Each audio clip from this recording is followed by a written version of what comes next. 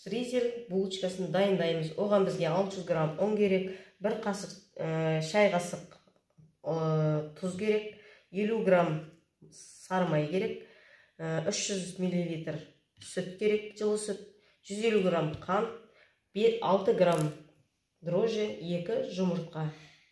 Булочкамызды дайындай бастаймыз. Жұмыртқа қосамыз, 2 жұмыртқамызды. Оны араластырып аламыз.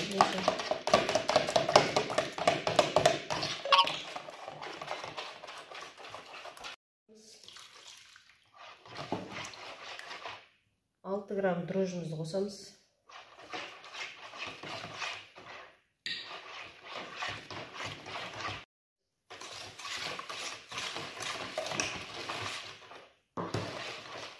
Сары майымызды қосамыз.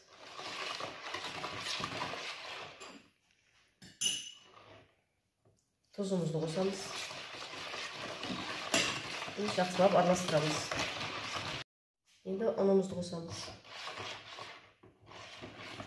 Енді 1 сағатқа жылы жеге қоямыз.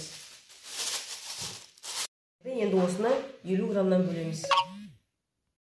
Міне біз бөлдік булочканың тестасын, енді осы жарты сағатта көтерілу керек. Мен 55-60 граммнан бөлдім. Сіздер можете 70 граммнан бөлуге, өздеріңізге қалай ыңғайлы солай бөлсеңіздер болады.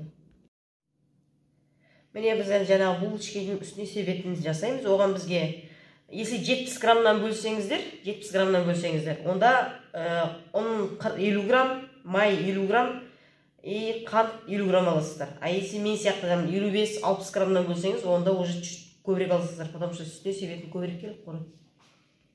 Бөліп қойған булочкамызды көтерілді. Енді осының сырына жұмыртқаның сарысын жағамыз. Қант, ұн араластырасыздар. Майларыңыз қаттылау болу керек. Ұнмен бүйткенде мынандай песок сияқты болып шығу керек. Ұн, қант, майды теректен, майларыңыз қатты болу керек. Ұнмен теректағанда ол рассыпчатый болу керек осындай. Енді жаңағы булочканың үстіне жұмыртқасын жақтық қой, енді осыларды себеміз үстіне.